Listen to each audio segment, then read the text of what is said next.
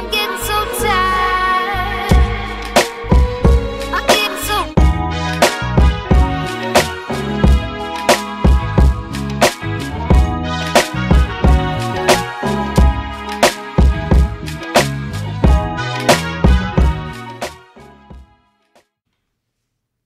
Y'all know what's going on. It's time for another episode of Doing Time with Joe. I'm your host, Joe Baker, and welcome to the show, y'all. Today, I'm going to be telling you another story about the Chronicles of a Lifer. I've had a few of y'all that asked me to do some more shows about this to get a perspective of what it's like to be in prison with an out date that's in the next century. And I'm going to tell you this story. Before I get to this story, let me say this too, right? Look. Love all of y'all. Appreciate all the comments. Keep them coming. Even the ones that might not be too flattering. They all are to me because I appreciate the brutal honesty, right? Especially though, let me say this too, right? Because I was told the other day that, and I ain't going to say nobody's name, but unless y'all don't mind me saying your name, if you don't mind me saying your name, then let me know in the comment sections and then I'll give you a shout out and whatnot. You know what I'm saying? Whenever I say this, right?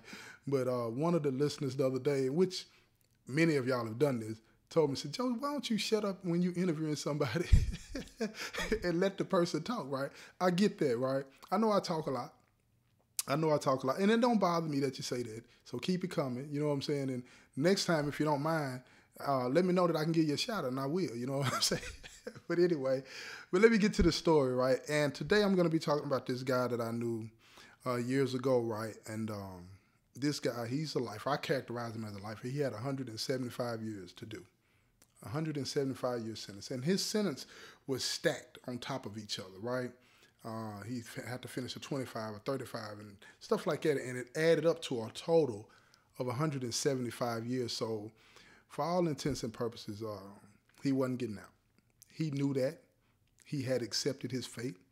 But unlike a lot of people that have life sentences, right, or that kind of time, he didn't have a problem being around short-timers. Short-timers are people that we talk about that they got a date, particularly those that are under 10, they're short-timers. You know, even if you got a 20-year sentence compared to a life where you're a short-timer, you feel what I'm saying? You're going to get out.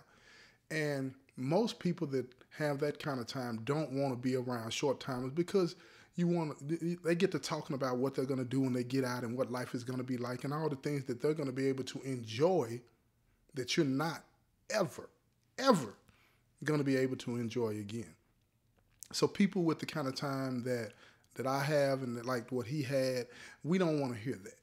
You know what I'm saying? But this particular dude didn't mind that, right? And don't get it twisted. I don't mind it either, right?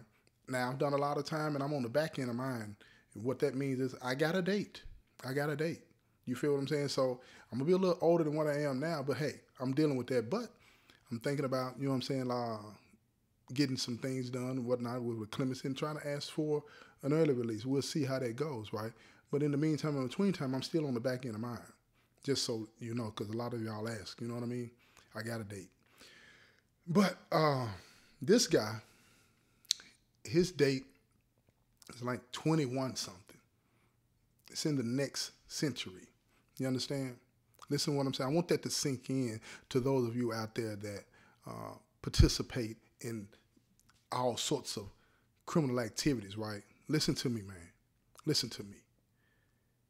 If they stack those sentences, one after the other, it doesn't matter how old you are now. They can give you so much time that you would never, ever see daylight outside of a prison fence again. And I don't know that a lot of people can deal with that without doing something drastic. But this particular guy, like I said, he had 175 years, and he didn't mind being around short-timers, right? And he lived in a unit where, you know, you got regular-sized cells, but it's always one or two cells in these particular units that's a little bigger than everybody else's, right? And he had been at this institution for so long that they let him have this big cell, right? And it still had a bunk bed in it and a toilet and all this and that, but it was a little bigger, right? And it was this young guy that had gotten locked up that knew his family, and he knew this young guy's family. So, you know, he befriended him, and after a while, something happened. His cellie went home, and the young guy asked, could he move in with him, right? Now, he knew he had a lot of time, but he didn't have any idea how much time he really had. So the old head, I'm going to call him the old head of the lifer, he told him, yeah, you can move in, it's cool, right? Neither one of them on any old sick stuff that they were trying to manipulate or use each other, anything like that, right?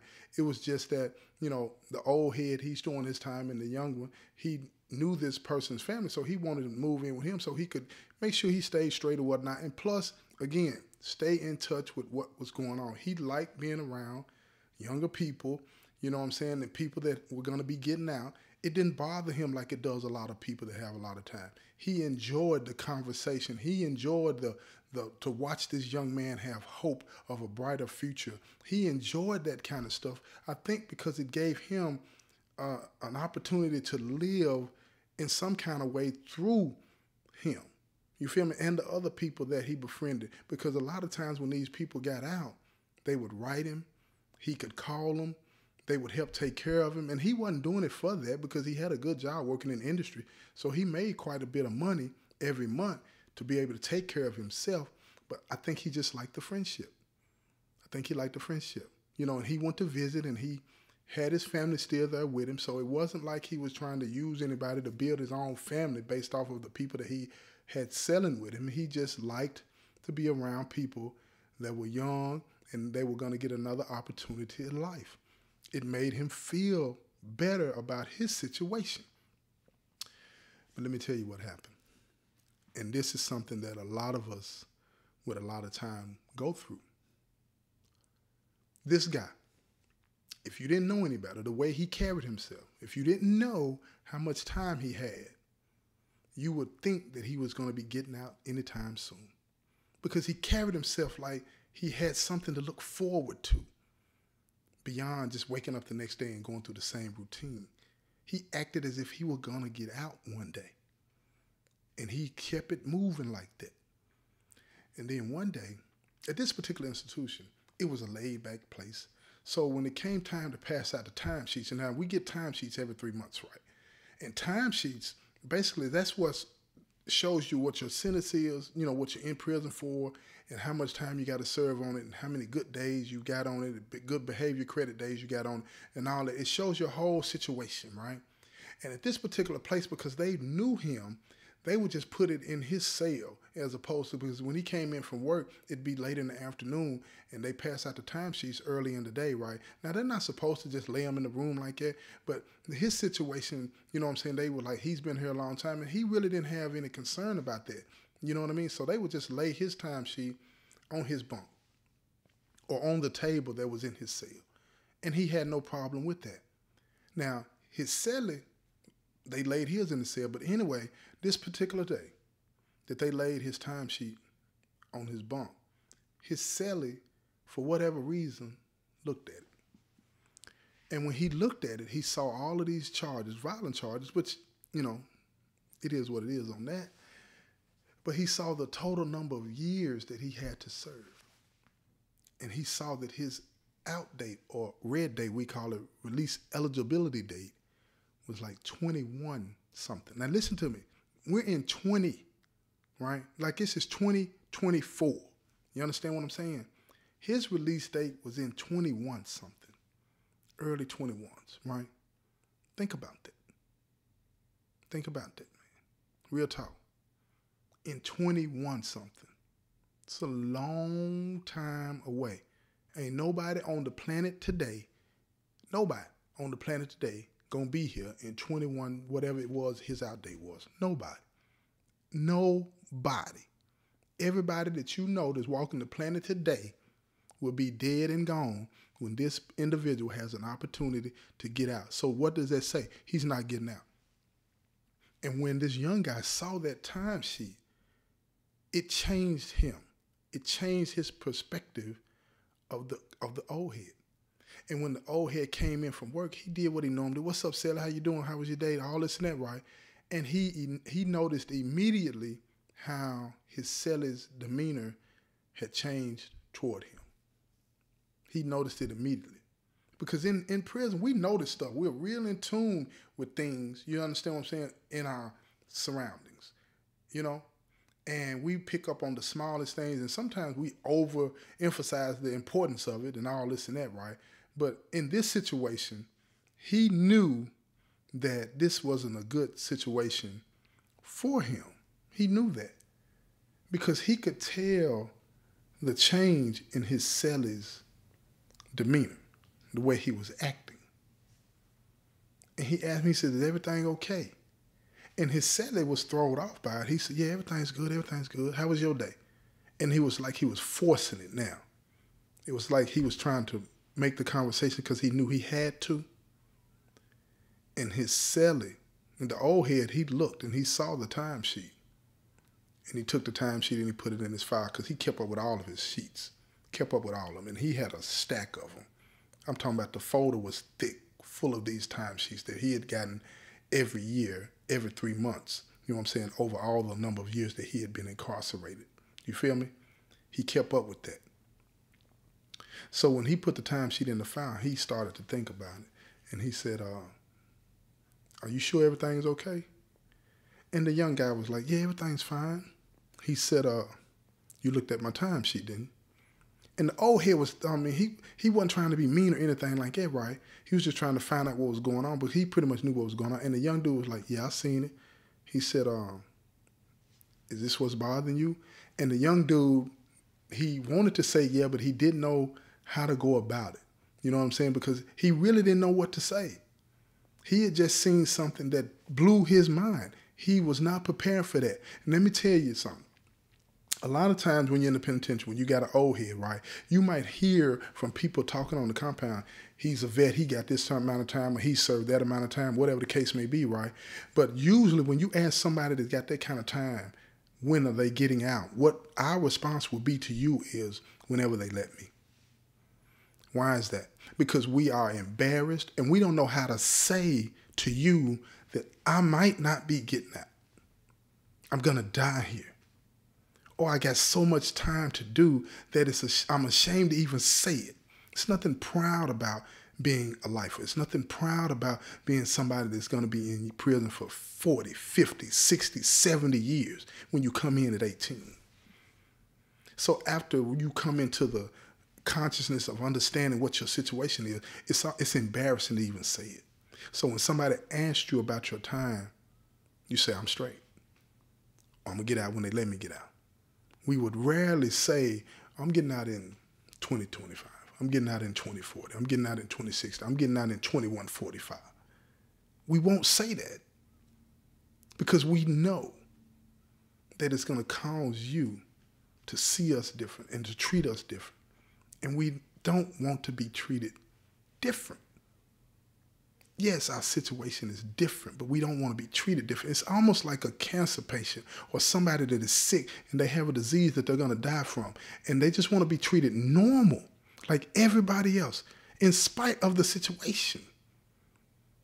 And this young dude was not able to do that because what he just saw, what he read on that paper, it changed his perspective of the old head. It changed it. And that's normal. That's normal. So he had his own things that he had to process to get to the point to where he didn't see this man and see somebody that was going to die in prison, or that he had pity for, or that he felt that he couldn't share what he was going to do anymore because he might offend him. Listen to me. The last thing that we want is pity. Now, I want you to tell me if I asked you, you know what I'm saying, and we're talking on the phone, if we had an opportunity, or I'm writing a letter to somebody, this and the third, and I say, you know, like when I'm talking to my gal, I say, what are you eating? And she'll say, it might be some biscuits and gravy or this or that or whatever. And I say, well, what was in the gravy? You know what I'm saying? What kind of biscuit was it? Was it flaky biscuit? Was it, you had some margarine on it, butter? You had some jelly? What kind of jelly was it? And she just laughs because she's like, you get detailed. I said, I need to get detailed because I'm trying to picture this in my mind so that if I were eating it, I can enjoy it. Right? We get detailed about these types of things because that's the opportunity we have to live through you. So, like when I started this episode off and I said, you know, when you give me those comments and the feedback that you give me, give it to me. Because it makes me feel alive that you're not sparing my feelings. Joe, will you shut up when you talking to somebody in an interview? Because you just, you know, let them talk. I love it. I love it.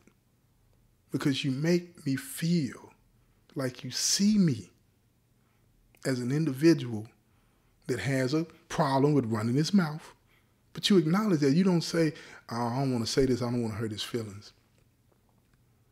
This allows me to live. And this old head, when he realized what had happened and this young guy had seen this timesheet, he was thrown off because he really didn't know how to explain to him what I just explained to you. He had experienced this before, and the same situation always led to the individual, the younger person or the person that had the short sentence, moving out. They felt uncomfortable. In a lot of situations, they become afraid of you because they look at you as somebody like, you ain't got nothing to lose, you'll do anything. That's not true. It's not true. Most people with long sentences get in a routine wherever they're at. If they're at a bad camp or a mild camp or whatever, they get into their routine and they don't want anything to disrupt that. Right? So most people with long sentences don't crash out. Most people with long sentences don't do that. They don't even let people like us participate in programs anymore. They don't let people like us go outside the fence and work when there have never been an escape of a person with a lifer in this state. Never. While they were working outside the fence. We can't even participate in the programs that'll make us better because they say, why? What's the point? You're not getting out, or you have so much time that we can't use our resources on you. And that makes us feel useless, worthless, like we don't matter. And that is hard to accept. So when we meet somebody that sees us as somebody that's worthy of a regular conversation, that's all we want, a regular conversation, we relish it. Or when we meet somebody that, like I've met all of you the way that I can, you know, through the messages that you send me, and the kind words that you give me, or some of the criticism that you give me, you know what I'm saying? I appreciate it. And I know that might sound crazy because who wants to be criticized for something? We do. Because in that criticism, guess what I see? And I might be fooling myself, but guess what I see? I see love. I see compassion. I see concern. Because if you didn't tell me that I talk too much during interviews, I would know that you don't give a damn. I would know it. But see, that's how my brain works. So I know you care. Because this one of the other statements that was given to me was like, Joe, I love you, I'm with you, but will you shut up? I was like, yeah, dig that. You know what I mean? I'll work on it. I can't promise you that, but I'm going to work on it. I'm going to work on it. So when you got somebody in your family, or you got somebody that you know that has a lot of time, the last thing that they want is for you to treat them different. Don't spare them. You treat them the same, and don't let them use their situation as a reason not to improve on who they are. Real talk. Because your existence, your reason for living is way bigger than your circumstances. And that's important. That is very important. So let me tell you what happened with this situation. That night, the old head, you know, the lifer, he sat the young dude down and they talked after, you know, they ate and all this and that. And he could tell that the young dude was disappointed. I mean, not disappointed, but was just, a little bit afraid of him now and all this and that. And he told him, he said, look, man, I got a lot of time. And I know I'm not getting out. But you don't have anything to fear in me. And the young dude, he just couldn't get over that. He couldn't accept it, you know. And he did put in for a cell change, and he ended up moving out of the cell, you know. He didn't have anything bad to say about dude. It was just that he couldn't get beyond that. You know what I'm saying? Being in the cell with somebody that had that kind of time, it scared him. It bothered him. So he ended up moving out. They still remained friends, and he talked to him outside the cell, but it just wasn't the same anymore. It wasn't the same anymore. But he was lucky. They found somebody else that was young that was willing to move in with him and talk to him and kick it with him and all this and that. And what he learned is that, let me go ahead and tell the person up front. It was hard for him because he was afraid that, he would never find anybody that would allow him to be free of thinking about how much time he had during the days that he would want to talk to you and all this and that. He just wanted to be free of that. He didn't want to think about that all the time. And he was able to do that by kicking it with people that were going to get out and wanted to share what they were going to do and all that. So he was fortunate enough. He found somebody that would allow him to do that. And he just kept it moving. And that's just one of the things that when you have a lot of time that you have to deal with. So again, like I said, if you got somebody in your family that you love that has that kind of situation, don't spare them and don't let them use that situation to continue to wallow in the mud. Tell them to stand up. I'll never forget, I'm going to tell you this before I get off here. I'll never forget one time I was at the county jail. I hadn't even received any time or anything at this point, right? But I was at the county jail and I came down. My grandmother came to visit me, right? My grandmother was a proud woman. You know what I'm saying? And she came to visit me. And when I came down the steps, I had some hair back then, y'all. You know what I'm saying? And one side of my head was braided. The other side wasn't.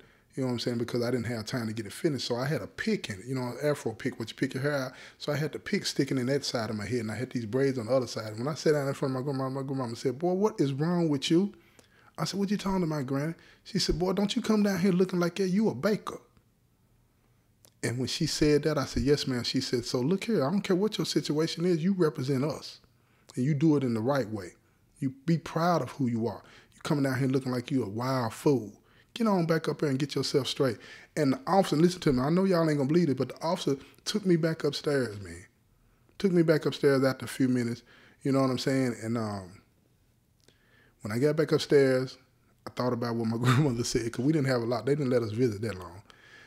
I got back upstairs and thought about what my grandmother said, and then I said, I'm never gonna come out, no matter what my situation. I'm never gonna go to visit looking like I don't care. I'm never gonna be running around here wearing clothes looking like I don't care about who I am and what I am and who I represent.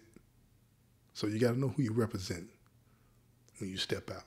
And your situation may be dark and bleak, but that don't mean you have to close your eyes. Keep your eyes open, and just guess what? If you keep your eyes open in the dark, your eyes will adjust. And then you'll be able to see. You feel me? This has been another episode of Doing Time with Joe. I'm your host, Joe Baker. And I said, peace, y'all. I'm getting so tired.